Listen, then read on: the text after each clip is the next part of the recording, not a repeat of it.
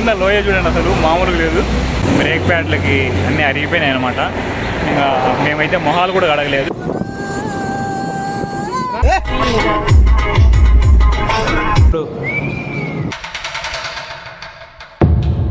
Hello guys, welcome back to my YouTube channel. This is Aravind నేత.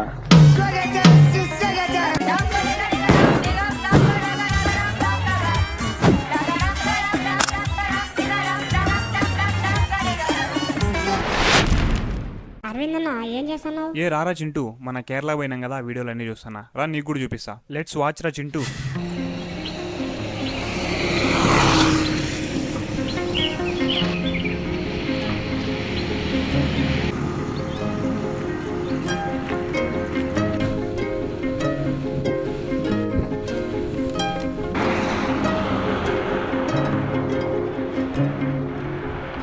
పొద్దున్నే మంచి place లో దిగినట్టున్నారు కదన్న. వ్యూస్ మంచిగా ఉన్నాయి, సూపర్ ఉన్నాయి. అవునరా, సూపర్ గా ఉన్నాయి. నీకు కూడా చెప్పాలరా, this is 8 member trip to Kerala. మీరు పోయింది 7 మందే కదన్నా? అవునరా, మేము 7 మందే, కానీ మాతో పాటు దరిద్రం అనేది కూడా ఒకటి ఉందిలే, దాంతో కలిపి 8 మంది. బాగా ఎగ్జైట్ అవుతున్నట్టున్నావు. ఇప్పుడు చూడు ఏం జరిగిందో. కేరళకి ఎంటర్ అయితేనే ఈ ఘాట్ రోడ్లు ఉంటాయి కదా, ఈ ఘాట్ రోడ్లో తిప్పడం వల్ల ఈ బ్రేక్ ప్యాడ్లకి అన్నీ అరిగిపోయినాయి అనమాట. ఇంకా మేమైతే మొహాలు కూడా కడగలేదు. ఫస్ట్ ఇప్పుడు మెకానిక్ షాప్ దగ్గరికి వచ్చాం పొద్దున్నలకి. చాలా మెకానిక్ షాప్లు అయితే ఉన్నాయి, కానీ చాలా మందికి అంతా మనం మలయాళంలో మాట్లాడాలా, ఏం అర్థం కాలేదు. వాడేమో తొందర రావయ్యా అంటే 9:30 10 గంటలకు వస్తానంటాడు. ఇంకా మా బ్యాడ్లకి ఎట్లుందో ఏమో మరి. ఇక్కడ కనిపించే వాళ్ళు మా ఫ్రెండ్స్. ఇక్కడ కారు రిపేర్కి తెచ్చాము. ఆడ చూస్తే ఎవడు ఓపెన్ చేయలేదు షాప్లు. ఇంకా ఈడైతే నిద్రపోతానే ఉన్నాడు. వామిటింగ్ బ్యాచ్ అనమాట. ఈడు ఏం బ్యాచ్ వానికే తెలీదు. రేపు నుంచి వెయిట్ చేస్తా అంటే కరెక్ట్గా ఇప్పుడు 9:15కి ఇంకా మాకు గ్యారేజ్ ఓపెన్ చేసినారు. ఆడ బండి పెట్టాము. ఇప్పుడు ప్రాబ్లమ్ అంతా చెప్పేసాము ఆయనకి, దాన్ని రిజాల్వ్ చేసి చూస్తున్నారు. బ్రేక్ బెడ్ అరిగిపోయినాయంట, దాన్ని మళ్ళీ కొత్త వేస్తున్నారు. గ్యారేజ్లోకి వచ్చేళ్ళకి మా వాడు వరదరాజు మన్నారు అయిపోయినాడు. దానికి రిపేర్ అంతా అయిపోయింది. As of now we are out of దరిద్రం. మొత్తానికి దరిద్రం అయితే పోయిందంటావా? లేదు, మాకు ప్రతి దశలోనూ దరిద్రమేరా. ఇంకా నెక్స్ట్ రూమ్స్ అన్ని సర్చింగ్ చేస్తున్నాము. ఒక ఏరియాకి అయితే వచ్చామన్నమాట. ఈ ఏరియాలో ఇల్లులు అయితే భారీగా ఉన్నాయి. ఈ ఏరియాలో ఉన్నంతసేపు చాలా పీస్ఫుల్గా ఉంది. పక్షుల శబ్దాలు, గాలి శబ్దాలు తప్ప ఇంకేమీ వినిపించట్లేదు. అని పీస్ఫుల్గా ఉండే టైంకి వచ్చినప్ప వాడు ఎక్కడెక్కడి నుంచో వచ్చి బండి వేసుకొని బర్రోమని అర్పించుకుంటే రఫ్ ఆడిచ్చినప్ప.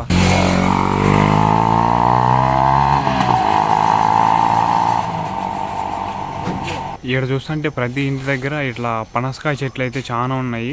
ఇక్కడ ప్రతి ఇంటి ముందర ఇట్లా టీ చెట్లు, అట్లనే అరటి చెట్లు, ఇంకా పనస చెట్లు చాలా కామన్గా ఉన్నాయి. ఈ ఇల్లు రెంట్ తీసుకుందామని వచ్చాము, కానీ మాకు స్విమ్మింగ్ పూల్ కూడా కావాలి, కానీ ఇక్కడ ఆ ఫెసిలిటీస్ లేవన్నమాట. సో ఇది కూడా మా చేతిలోంచి డ్రాప్ అయిపోయినట్టే. ఈ లొకేషన్కి వచ్చినాక రూమ్లు ఎత్తుక్కోవాలంటే దానికంటే పెద్ద పంచాయతీ అనేది ఏంది ఉండదు. అసలు చాలా విసుగు పుట్టిస్తుంది. ఒకవేళ మనకు ఆన్లైన్లో బుక్ చేసుకునేది అయితే చాలా బెటరు. ఒకవేళ లేకపోతే మీకు తెలిసిన వాళ్ళు ఎవరైనా ఉంటే వాళ్ళతో కలిసి బుక్ చేయించేది బెటరు. ఇట్లా వీటికి వచ్చినాక అయితే ఇది అసలు చాలా విరక్తి పుట్టే పంచాయతీ ఇది. రూములు దొరికినాయన్నా మీకు? లేదురా, ఇంకేం రూమ్లు. పక్కనే ఒక కాలం ఉంటే ఈదలాడి మంచి స్నానాలు చేసి ఆటి నుంచి ఇంకా టైం అయిపోతుందని వర్కలాగా చెక్కేసినాం.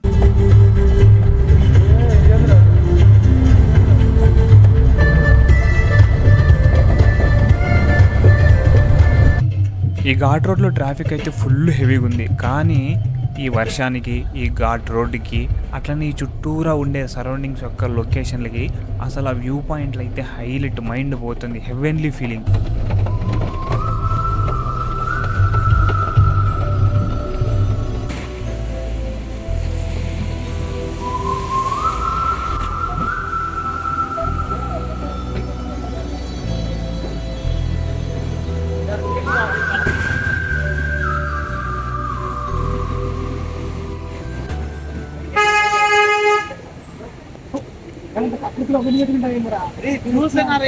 ఇక్కడ కనిపిస్తున్నదంతా పెద్ద టీ ఎస్టేట్ లాగా ఉంది. అంతా మొత్తం టీ ఎస్టేట్ చూడండి.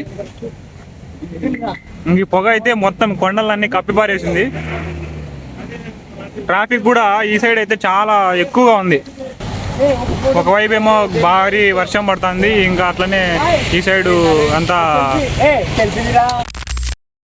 ఎగ్జాక్ట్గా ఇప్పుడు కొంచెంసేపు ముందర వర్షం పడి చిన్న ఇప్పుడు కూడా చినుకులు పడుతున్నాయి. ఈ లొకేషన్ అయితే మామూలుగా లేదు. ఇదంతా ఘాట్ రోడ్ అనమాట. చాలా కర్వ్స్ అన్నీ ఉన్నాయి, చాలా నిదానంగా పోతున్నాయి వెహికల్స్ అన్నీ. అట్లనే ఇంకా ట్రాఫిక్ కూడా చాలా ఎక్కువగా ఉన్నది.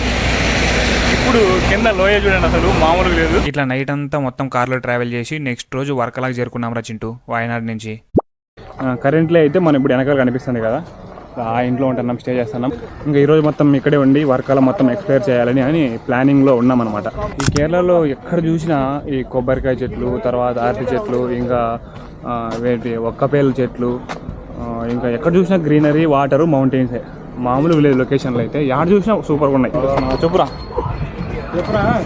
చెప్పలేనాడు ఎన్ని రోజులు అని బతుకుతారు ఇట్లా వచ్చి ఎంజాయ్ చేయండి. అయితే సావు ఈ రోజు బ్లాగ్స్ చూడడం మానేయండి ఫ్రెండ్స్. ఫస్ట్ నువ్వు కనపడ్డామా అనేది దీంట్లో అప్పుడే చూస్తారు. ఇప్పుడు మేము ఫస్ట్ అయితే టిఫిన్ తినకపోతున్నాం. టైం ఆల్రెడీ 11:30 అయింది. ఇవాళ కూడా టిఫిన్ ఏంటంటే ఇంకా లేచింది లేటు, టిఫిన్ తినాల్సింది ఖచ్చితంగా.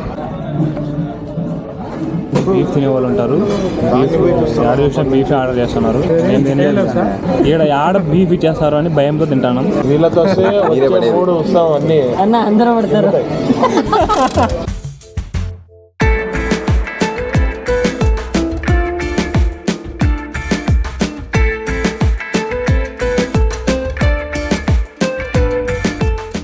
దిస్ ఈజ్ వర్కలా క్లిఫ్ అనమాట. క్లిఫ్ అంటే ఏంటంటే ఇదే ఇదే క్లిఫ్. ఇంకా క్లిఫ్ అంటే ఏం చెప్పు? క్లిఫ్ అంటే వాంచిగా ఉంటుంది ఇట్ట. ఆడ చెప్పింది కరెక్ట్. క్లిఫ్ అంటే ఇదే కళామారు కథలు కళలు కనమన్నారు. మా దరిద్రం ఏందో కానీ ఎప్పుడు ట్రిప్పులు ప్లాన్ చేసినా కూడా ఇట్లా సమ్మర్లోనే.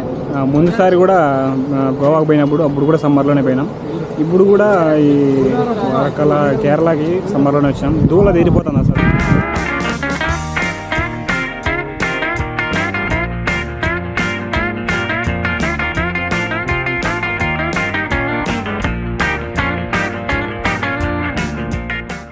మీరు చూస్తే పారాగ్లైడింగ్కి ట్రై చేస్తున్నారు కానీ గాలి సహకరించట్లేదు. పారాగ్లైడింగ్కి 4500 చెప్పినారంట. మనం అంత పెట్టలేం కావచ్చు. 15 minutes. ఒక బాబా మళ్ళీ మనం మీద వచ్చినారన్న. ఇన్సూరెన్స్ కూడా ఉందో లేదో మళ్ళీ అతనికి. పోతాడు.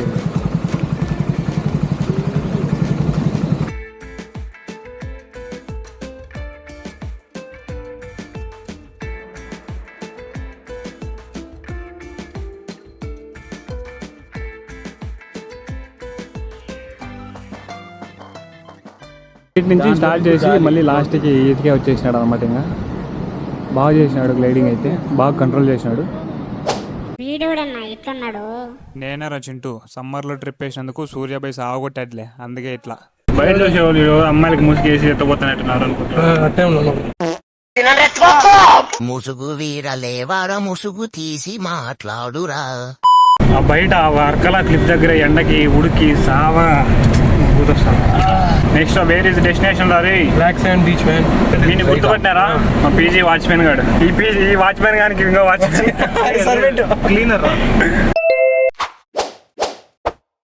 ఏ చింటూ సాల్ కానీ ఇంటికి పోరా, మెమ్మ పిలుస్తాను.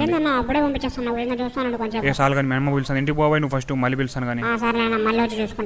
అమ్మయ్యా వెళ్ళిపోయినల్లే. వీడు ఈ దరిద్రం చూస్తేనే ఇట్లా అయిపోయినాడంటే ఇంకా ముందు జరిగిన దరిద్రం చూస్తే ఇంకేమైపోతాడో.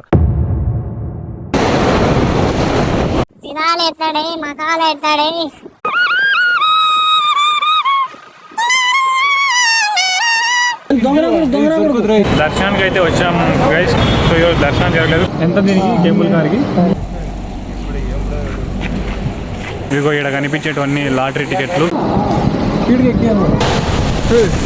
పాయరా నీళ్ళన్నీ పాయరా. ఫోన్ పోయింది.